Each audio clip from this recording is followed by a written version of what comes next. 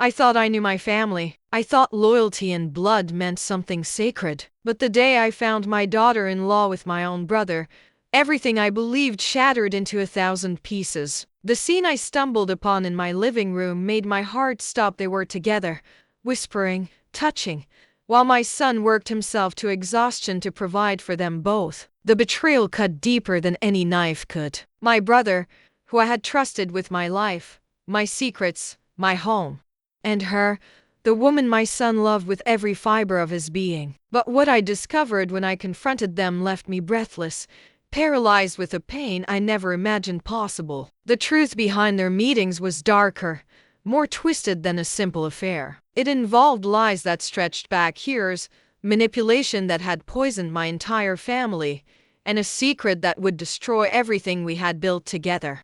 When the full revelation finally came to light, I had to make an impossible choice: protect my son from a truth that would devastate him, or expose everyone and watch our family crumble. What would you do if you discovered the two people you trusted most were hiding something that could destroy your entire world? I never imagined that an ordinary Tuesday afternoon would become the day my entire world collapsed. For 32 years, I had built what I thought was a strong, united family.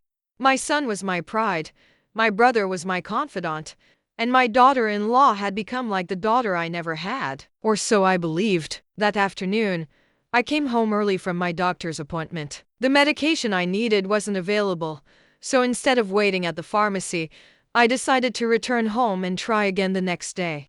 My house was a modest but comfortable 2-story home in a quiet neighborhood, the same house where I had raised my son after his father passed away when he was just 7 years old. I had worked 3 jobs to keep that roof over our heads, to make sure he never went without, to give him the education and opportunities I never had. As I turned my key in the lock, I heard voices coming from the living room. Low voices, almost whispers. My first thought was that my daughter-in-law had invited a friend over, which was perfectly normal. She had been living with us for 3 years now, ever since she married my son. Times were difficult, and they were saving money to buy their own place. I had welcomed her with open arms, treated her like family, defended her when my own relatives questioned whether my son was ready for marriage. I opened the door slowly, not wanting to startle anyone, and what I saw made my blood freeze in my veins. There they were, my brother and my daughter-in-law, sitting close together on the sofa, their heads nearly touching, her hand on his arm in a gesture that seemed far too intimate to familiar. For a moment, I couldn't move, couldn't breathe, couldn't think. The shopping bag I was carrying slipped from my fingers and hit the floor with a dull thud. They jumped apart like teenagers caught by their parents. The guilt on their faces was unmistakable, raw, impossible to hide. My brother stood up so quickly he nearly knocked over the coffee table. My daughter-in-law's face drained of all color, her eyes wide with something that looked like terror. "It's not what you think," my brother stammered, his voice shaking. Those words, those terrible, cliché words that everyone says when they're caught doing exactly what it looks like they're doing. My hands trembled with contained rage. A lump tightened in my throat, but I forced myself to speak. "Then what is it?" I asked, my voice coming out cold and hard, not sounding like my own voice at all. "Because what I think is that my own brother is betraying my son with his wife under my roof, in my house, while he's out there working himself to death." My daughter-in-law burst into tears, ugly, desperate tears that might have moved me if I hadn't just witnessed what I witnessed. "Please, please let us explain," she begged, reaching out to me with shaking hands. I took a step back, away from her touch, as if she carried some contagious disease. My brother ran his hand through his hair, a gesture I knew meant he was cornered, trapped, searching desperately for a way out. "We need to talk," he said finally. "There's so much you don't understand, so much you don't know." I felt my face burning with shame and anger. How long had this been going on? How many times had they done this? How many lies had I been told? How many times had they looked me in the eye and smiled while carrying on this disgusting betrayal? If you're enjoying this story, don't forget to subscribe to the channel, give it a thumbs up, and comment what you would do in this situation. "I'm listening," I said, crossing my arms over my chest, trying to hold myself together when everything inside me was falling apart. But I want the truth. All of it. Right now. My brother and my daughter-in-law exchanged a long look, some kind of silent communication passing between them that made me want to scream. Finally, my daughter-in-law spoke, her voice breaking. Your son is not who you think he is. He's not the man you raised. He's been lying to everyone, including you, for years. I stared at her in disbelief. Was she really trying to blame my son for her own infidelity? Was she actually going to stand there and try to make him the villain in this scenario? Don't you dare, I said, my voice rising despite my efforts to control it. Don't you dare try to justify this by attacking him. He's been nothing but good to you. He works 60 hours a week to give you a comfortable life, to save for your future together. That's exactly the problem, my brother said quietly. Those 60 hours a week. Where do you think he really is all that time? The room seemed to tilt around me. What was he talking about? My son worked at a logistics company, managing warehouses and inventory. It was demanding work, but honest work. Good work. He had climbed from an entry-level position to middle management through sheer determination and dedication. He's at work, I said, but even as the words left my mouth, I heard the uncertainty in my own voice. My daughter-in-law shook her head, tears still streaming down her face. He's gambling, she whispered. He's been gambling for 2 years. He's lost everything. Our savings, his retirement account, money he borrowed from loan sharks. We're drowning in debt. And he can't stop. He won't stop. I felt the floor opening beneath my feet. No, this couldn't be true. My son would have told me. He would have asked for help. We had always been honest with each other, always faced problems together. You're lying, I said, but the certainty was draining out of me like water through a broken dam. Why would I lie about this? My daughter-in-law asked, her voice desperate. Do you think I want to admit that my marriage is a disaster? That the man I loved has become someone I don't recognize? That I'm so scared and alone that the only person I could turn to was your brother? My brother stepped forward, his expression pained. She came to me 3 months ago, completely desperate. She showed me the bills, the threatening letters, the proof of all the money he's lost. She didn't know what to do. She was afraid if she told you directly, you wouldn't believe her, that she'd take his side automatically because he's your son. Would you do the same in my place? Would you believe your brother over your own child? I sank down onto the armchair, my legs unable to support me anymore. My mind was racing, trying to process this information, trying to decide if it could possibly be true. I thought back over the past months, looking for signs I might have missed. My son had seemed stressed, distracted, sometimes snapping at small things that wouldn't normally bother him. He had stopped talking about their house hunting plans, stopped mentioning their dreams of starting a family. But gambling? That seemed impossible. His father had been a problem gambler, something that had contributed to the stress that led to his heart attack. My son had seen the damage it caused. He had promised me he would never follow that path. I need proof, I said finally. I need to see evidence before I can believe something like this about my own son. My daughter-in-law nodded quickly. I have everything upstairs, she said. Bank statements, credit card bills, letters from collection agencies, screenshots of his gambling accounts. I've been documenting everything because I knew no one would believe me without proof. She hurried upstairs, leaving me alone with my brother. We stared at each other in heavy silence. Why didn't you come to me yourself? I asked him. Why did you meet with her in secret like this? You had to know how it would look. He sighed deeply, sitting back down on the sofa. Because I didn't know how to tell you. I didn't want to break your heart. You've worked so hard to give him a good life, and to learn that he's throwing it all away on this addiction. I didn't know how to make you understand without destroying you. My heart pounded so hard it hurt. Part of me wanted to reject everything they were saying, to throw them both out of my house and never speak to them again. But another part, a quieter but insistent part, wondered if I had been blind, if I had seen only what I wanted to see instead of the truth right in front of me. My daughter-in-law returned with a large envelope stuffed full of papers. She spread them out on the coffee table in front of me with shaking hands. Bank statements showing their joint account dwindling to nothing. Credit card bills with cash advances at casinos. Letters from companies I had never heard of, demanding payment of thousands of dollars. Screenshots from online gambling sites showing account activity that made my stomach turn. The amounts he had wagered, the amounts he had lost, they were staggering, impossible, devastating. "This can't be real," I whispered, but I was holding the evidence in my own hands, seeing it with my own eyes. My daughter-in-law knelt beside my chair, her tear-stained face looking up at me. "I love him," she said softly. "I still love him despite everything. But I can't live like this anymore." The phone calls at all hours from people demanding money. The fear that someday they'll do more than just call. The lies. The constant lies about where the money goes. Leave me in the comments.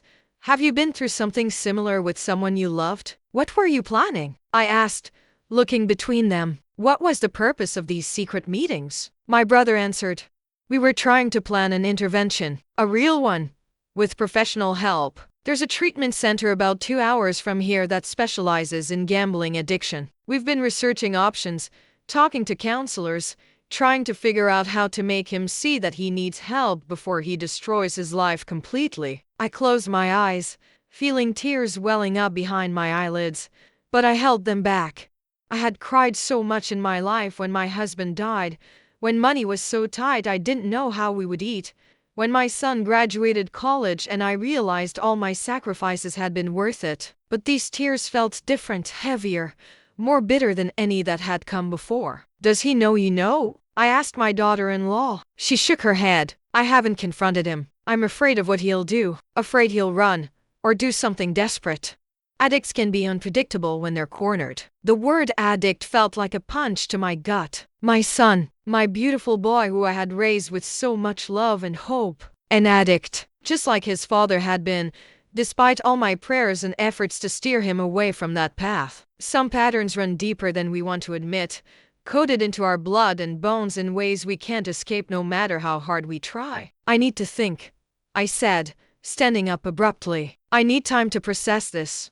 My brother nodded. "Of course. Take all the time you need. But please, don't tell him we talked. Not yet. We need to approach this carefully, with a plan, or we risk pushing him away completely." I agreed, though every instinct in me wanted to call my son immediately, to demand answers, to hear his side of the story. But I knew my brother was right. If he was truly dealing with addiction, confronting him without preparation could make everything worse. That night was the longest of my life.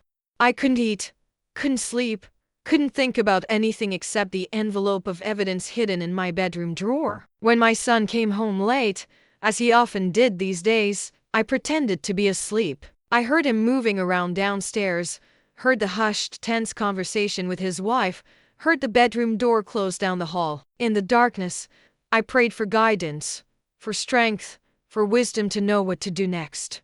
The next morning, I called in sick to my job at the medical billing office where I had worked for 15 years. I needed time to think, to plan, to research. I spent hours online, reading about gambling addiction, about intervention strategies, about success rates and relapse patterns. The statistics were frightening. The average gambling addict loses everything multiple times before hitting rock bottom. Many never recover. Families are destroyed. Lives are ruined. Give it a thumbs up if you think I did the right thing by trying to learn more before acting. By noon, I had made my decision. I called my brother and my daughter-in-law, asked them to meet me at a coffee shop away from the house. We needed to plan this intervention properly, and we needed to do it soon before the situation deteriorated further. At the coffee shop, sitting in a corner booth away from other customers, we discussed our strategy. My brother had already contacted the treatment center and learned about their program. It was expensive, $30,000 for a 30-day intensive treatment program. "I have money saved," I said immediately. "Not that much, but I can take a loan against my house if necessary. If this will save him, it's worth everything I have." My daughter-in-law grabbed my hand across the table. "You don't have to do this alone. I have some money from my grandmother's estate. It's not much, but combined with what you can contribute, we might be able to afford it." We set a date for the intervention 3 days away, on Saturday morning when we knew my son would be home. My brother would bring his wife for support. and we had scheduled a counselor from the treatment center to join us by video call to explain the program and answer questions. I had never planned anything that filled me with more dread or more hope simultaneously. Those 3 days crawled by with agonizing slowness. I watched my son carefully, looking for signs I had missed before. The way his hands shook slightly at breakfast, the constant checking of his phone, his face alternating between hope and despair as he looked at the screen. The dark circles under his eyes that I had attributed to long work hours but now understood meant sleepless nights filled with regret and anxiety. On Friday night, something happened that almost derailed all our plans.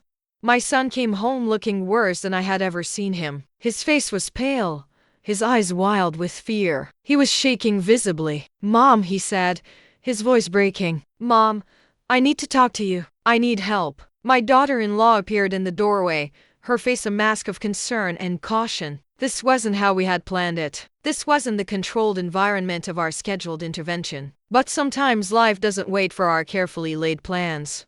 "Sit down," I said gently, guiding him to the sofa. "Tell me what's happening." And then it all came pouring out. The gambling had started 2 years ago. Just small bets at first, something to do with coworkers during lunch breaks. Then it escalated to weekends at the casino. Then online betting. Then taking cash advances to cover losses. Then borrowing from dangerous people who didn't care about payment plans or hardship, who only cared about getting their money back by any means necessary. "I'm in trouble," he sobbed, this grown man reduced to the frightened child he had been when his father died. "Real trouble. They're threatening to hurt me, to hurt all of us if I don't pay them back." My blood boiled with indignation at these faceless criminals threatening my family, but I forced myself to stay calm. "How much do you owe?" I asked. He named a figure that made my head spin. $75,000. More than twice what I had thought based on the documents my daughter-in-law had shown me. He had been hiding even more of the damage than anyone knew. My daughter-in-law gasped, her hand flying to her mouth. "You told me it was 30,000, she said, her voice hollow with shock. "You looked me in the eye last month and swore it was only 30,000. He couldn't meet her gaze. Couldn't meet anyone's gaze. It got worse, he whispered. I thought I could win it back. I thought if I could just hit one good streak, I could fix everything and no one would ever have to know. Comment below what you would have done differently if you were in my position. I wanted to rage at him, to shake him, to demand to know how he could be so stupid, so reckless, so willing to destroy everything for the false promise of easy money. But I had read enough about addiction to know that shame and anger would only drive him deeper into his disease. "We know," I said instead, my voice steady despite the chaos in my heart. "We've known for months. We were planning an intervention for tomorrow." His head snapped up, confusion and betrayal flickering across his face. "You knew? How did you?" He looked at his wife, understanding dawning. "You told them. You went behind my back." I could see the anger building in him, the addict's defense mechanism of deflecting blame onto others. "Don't," I said firmly. "Don't you dare make this about her betraying you. She loves you enough to try to save your life. She came to your uncle because she was desperate and scared, and she found him with me because I came home early and saw them talking." I watched understanding replace anger as he realized what I was saying. "You thought, oh God, Mom, you thought they were." He buried his face in his hands. "This is so much worse than I imagined. I've destroyed everything. I've destroyed my marriage, my family, your trust in me. I don't deserve any of you." My daughter-in-law moved to sit beside him, taking his hand despite everything. "You're sick," she said softly. "This is a disease, an addiction, but there's help available if you're willing to accept it." Over the next hour, we told him about the treatment program, about the plan we had been making, about our willingness to help him financially if he was truly committed to recovery. My brother joined us via phone since it was too late to come over, and together we presented a united front of love and support combined with clear boundaries and expectations. "If you refuse treatment," I said, the hardest words I had ever spoken, "then you cannot continue living in this house. I will not enable your addiction by providing you with shelter while you destroy yourself and everyone around you. If you choose treatment, I will take a loan against my house to help pay for it. But this is your only chance. There are no more second chances after this. My son looked at me with eyes full of fear and something that might have been relief. What about the money I owe? Those people don't care about treatment centers. They want their money now. My brother had been researching this aspect too. We'll help you file for bankruptcy protection. It won't stop all the collection attempts immediately, but it will give you legal protection while you're in treatment. And we'll report the loan sharks to the police. They're counting on people being too afraid to report them, but their threats constitute extortion. Subscribe and hit the bell icon for more stories like this. It took 3 more hours of discussion, tears, arguments, and reconciliation before my son finally agreed to enter treatment. We called the center that night, explained the emergency situation, and they agreed to admit him first thing Monday morning.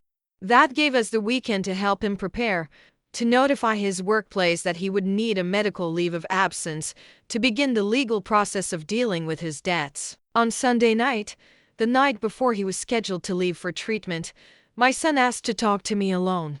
We sat in the backyard, in the same spot where I used to push him on the swing set when he was little, where we had planted a tree in memory of his father, where we had celebrated so many birthdays and holidays and ordinary beautiful moments. "I'm sorry, Mom," he said, his voice raw with emotion. "I'm so sorry for everything, for becoming the thing you feared most, for turning into Dad." I shook my head. "Your father was a good man who struggled with a disease he couldn't beat.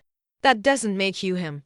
And it doesn't mean you can succeed where he failed. You have something he never had. You're getting help early, before you've lost everything, before this addiction takes decades of your life." I thought I was stronger than him, my son continued. I thought I understood the danger and could avoid it. But addiction doesn't care how smart you think you are or how much you understand about it intellectually. It finds the weakness in you and exploits it until there's nothing left but the need. We sat in silence for a while, watching the stars emerge in the darkening sky. Finally, I spoke. "Do you remember when you were 8 years old and you broke your arm falling out of that tree?" He smiled slightly. "You carried me 6 blocks to the hospital because our car was broken and we couldn't afford an ambulance. You wouldn't let anyone else help. You said I was your responsibility and you would take care of me no matter what." I nodded. "That's what family does. We carry each other when we're broken. And right now, you're broken. But that doesn't mean you can't heal. It just means you need help carrying the weight until you're strong enough to walk on your own again." The next morning, we drove him to the treatment center. My daughter-in-law rode in the back seat, holding his hand the entire way. My brother followed in his own car to drive us back home afterward. The center was in a converted estate in the countryside, peaceful and isolated from the temptations and triggers of everyday life. As we walked him to the intake office, I could see the fear and determination battling in his expression. 30 days, I said, hugging him tightly. 30 days to learn how to live differently. We'll be here when you come out, ready to support you in whatever comes next. He clung to me like he used to when he was small and frightened of thunderstorms. What if I can't do it? What if I fail? I pulled back to look him in the eye. Then you get up and try again. That's what we do. We fall down and we get back up, as many times as it takes. But you won't be doing it alone. You'll never be alone in this fight. Do you think I overreacted, or did I handle this the right way? Comment below. Watching him walk into that building was one of the hardest things I had ever done. It felt like I was abandoning him, even though I knew intellectually that I was giving him the best possible chance at recovery. My daughter-in-law cried quietly beside me. My brother put his hand on my shoulder, offering silent support. On the drive home, my daughter-in-law finally broke down completely, sobbing with the release of months of tension and fear.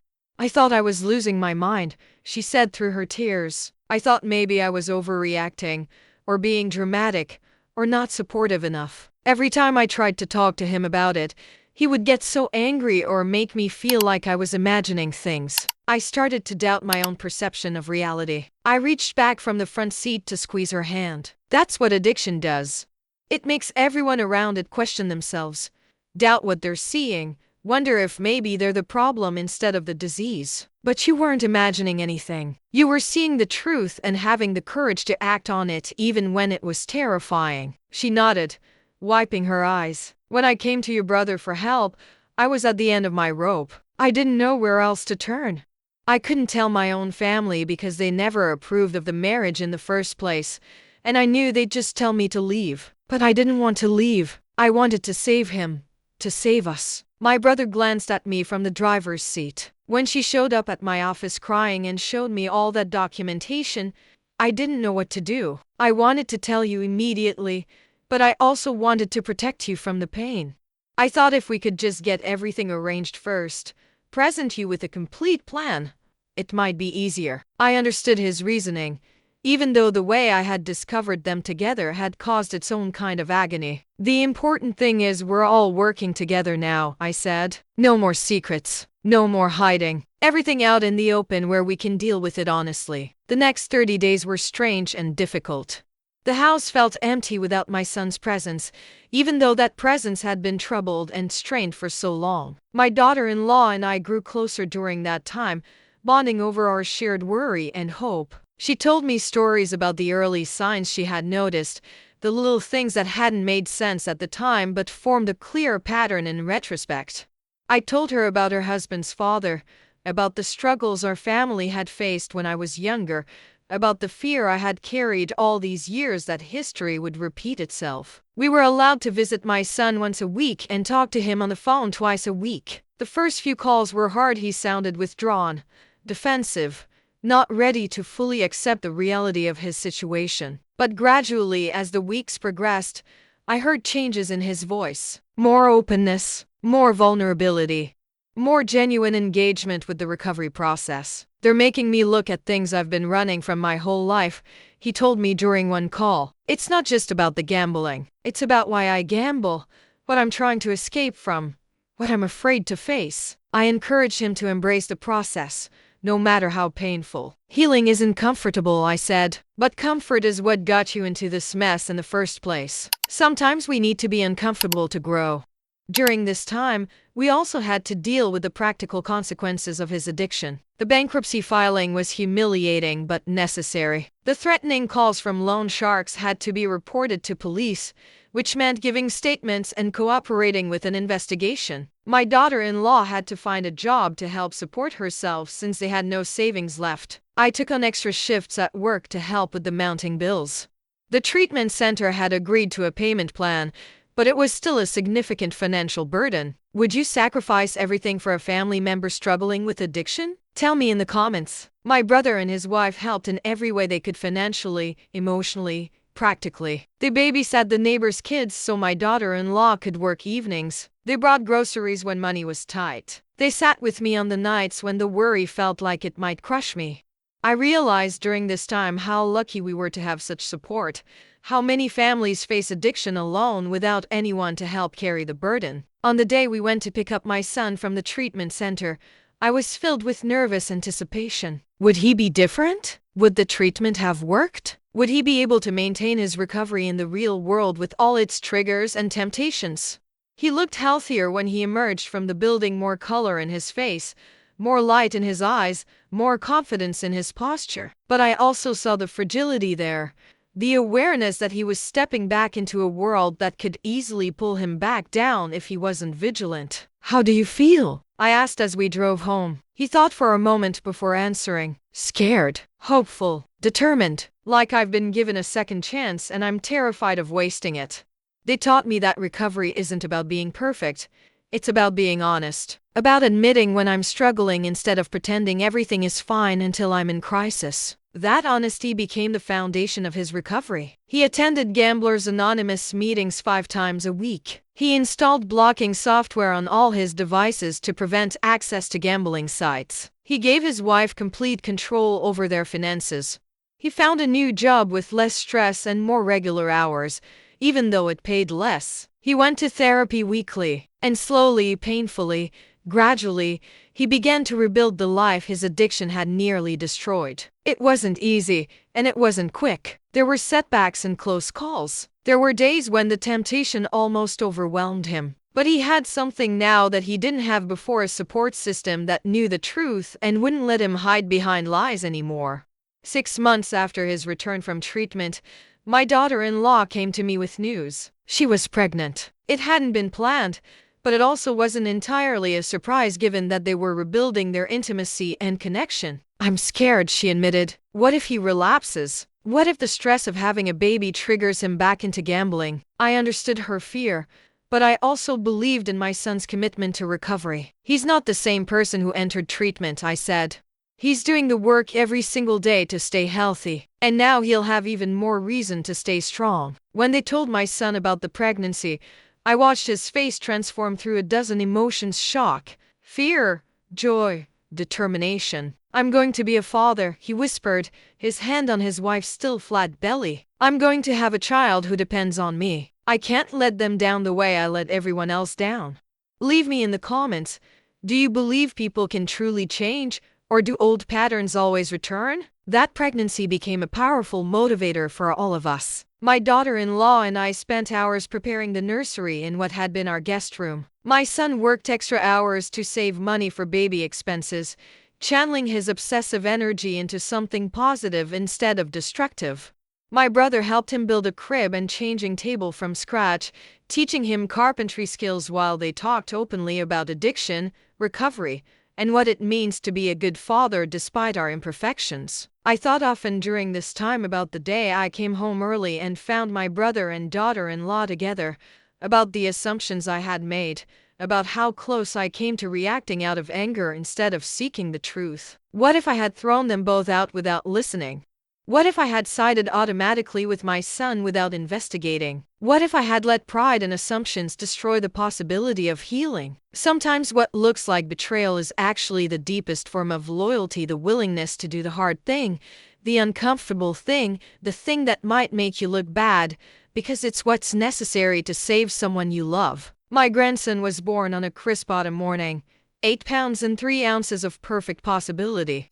When they placed him in my arms, I felt the weight of generations: my husband, my son, now this new life. I silently promised this tiny person that we would break the cycle, that the patterns that had nearly destroyed his father would not reach him, that he would grow up knowing the truth about addiction and weakness and strength and recovery. My son held his son with shaking hands and tears streaming down his face. I'm 9 months sober today, he said to the baby. 9 months of choosing you, choosing us, choosing life over the addiction. And I promise you, I will choose you every day for the rest of my life. Watching him with his son, I saw both the man he had become and the frightened boy he had been. I saw his father in his features and his expressions. I saw the family resemblance that ran through generations, carrying both blessings and curses in our blood. But I also saw something new: a conscious choice to be different, to do better, to break the patterns that might otherwise repeat endlessly. The months that followed were exhausting in the way that new parenthood always is, but they were also filled with unexpected joy. My son threw himself into fatherhood with the same intensity he had once directed toward gambling, but this time channeled into something life-giving instead of life-destroying. He read every parenting book, attended every doctor's appointment, changed diapers at 3 in the morning with patience and tenderness. My daughter-in-law blossomed into motherhood, though she also struggled with postpartum anxiety that we all helped her navigate with the same honesty and support that had gotten us through the addiction crisis. One evening, when my grandson was about 6 months old, my son came to me with a request. I want to go back to school, he said. I want to become an addiction counselor. I want to help other people the way the people at the treatment center helped me. I want something good to come from all the pain I caused. I thought about the financial implications, about the time commitment, about whether it was wise for him to take on something so ambitious when his recovery was still relatively new. But I also thought about purpose, about meaning, about how sometimes our deepest wounds become the source of our greatest gifts to others. If you're serious about this, I said, if you're committed to doing it right, then I support you completely. But you have to promise me you won't let it become another obsession, another way to avoid dealing with your feelings. It has to be part of your recovery, not a replacement for it. He promised, and over the next 3 years, he kept that promise. He took classes at night while working during the day. He continued his meetings and therapy. He was present for his wife and son. He managed his time carefully, asking for help when he needed it instead of pretending he could handle everything alone. Give it a thumbs up if you believe in second chances and the possibility of redemption. The day he graduated with his certification in addiction counseling, I sat in the audience with my daughter-in-law and grandson, my brother and his family, and I cried with pride and relief and gratitude. My son gave a speech as the class valedictorian, and in that speech, he did something I never expected. He told the entire audience about his gambling addiction, about hitting rock bottom, about the intervention that saved his life. I'm standing here today because people loved me enough to tell me the truth, even when the truth was painful, he said. Because my mother refused to enable my disease even though it broke her heart. Because my wife didn't give up on me even when giving up would have been easier. Because my uncle and my family came together to create a net to catch me when I fell. And now it's my turn to be part of that net for others. There wasn't a dry eye in the room. After the ceremony, dozens of people approached us, other graduates, their families, even some of the instructors. They shared their own stories of addiction and recovery, of family members lost to disease, of the hope that comes from seeing someone successfully navigate the path from destruction to healing. In that moment, I realized that our family's painful journey had become larger than just us. It had become a testimony to the possibility of change, a reminder that addiction doesn't have to be a death sentence, that families can survive even the most devastating betrayals and mistakes. My son now works at a local treatment center, helping others fight the same battle he once faced. My daughter-in-law went back to enter Novamente o Continuardo school herself and became a licensed social worker, specializing in family counseling for those affected by addiction. They were able to buy their own small house 2 years ago, modest but theirs, a symbol of everything they had rebuilt from nothing. My grandson is now 5 years old, bright and curious and completely unaware of the darkness that almost consumed his father before he was born. But when he's older, my son plans to tell him the truth, not to burden him, but to educate him, to make sure he understands the genetic predisposition he carries and the tools he'll need to protect himself. Sometimes I think about that terrible Tuesday afternoon when I came home early and saw my brother and daughter-in-law sitting together. I think about the assumptions I made, the betrayal I felt, the rage that consumed me. And I'm grateful that I didn't act on my first impulse, grateful that I listened before judging, grateful that I gave them a chance to explain before I destroyed everything with accusations.